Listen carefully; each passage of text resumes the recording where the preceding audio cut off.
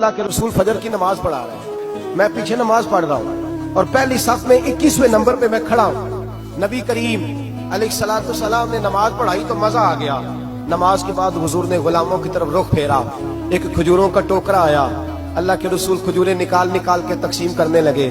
20 صحابہ کو دی تو 21واں نمبر میرا بھی آیا۔ حضرت علی کہتے ہیں میں خواب دیکھ رہا ہوں، خواب میری وچ ماہی آیا تے میں گل وچ پا لئیاں باواں، ڈر دی ماری اکھ بھی نہ کھولا کتے پھر بچھڑ نہ جاواں۔ کہتے میں نے دیکھا حضور نے کھجور اٹھائی، اس کو صاف کیا، مجھے دی۔ فرماتے کچھ کھجور کا مزہ، کچھ دست مبارک کا مزہ، کمال ہی ہو گئی، اتنا ذائقہ آیا۔ حضرت علی فرماتے ہیں دل بڑا کرتا تھا کہ ایک کھجور اور مل جائے، پر سب کو ایک ایک ملی تھی، میں نے مطالبہ نہیں کیا۔ فرماتے ہیں ابھی کھجور کھا ہی رہا تھا کہ مسجد میں اذان کی آواز آئی۔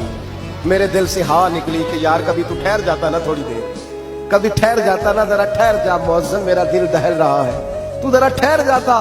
کہتے ہیں اٹھا، وضو کیا، سنت پڑھی، بوجھل قدموں سے مسجد گیا، پہلی صف میں کونے میں بیٹھ گیا۔ مکبر نے اقامت کہی، عمر مصلی پہ کھڑے ہوئے۔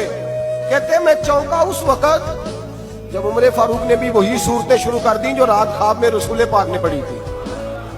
میں بڑا حیران ہوا، نماز مکمل کر کے عمر بھی اسی طرح دیوار سے ٹیک لگا کے صحابہ کی طرف منہ کر کے بیٹھے جیسے نبی پاک بیٹھے تھے۔ حد ہو گئی کہ کھجوروں کا ٹوکرا بھی آ گیا۔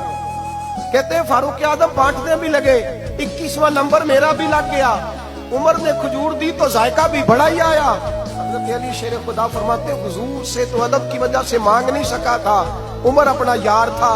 ایک کھجور کھائی تو میں نے کہا عمر یار ایک اور دے دے، تو کہتے ہیں فاروق اعظم نے ٹوکری میں ہاتھ رکھا، کھجور صاف کی، میں سمجھا ملنے لگی ہے۔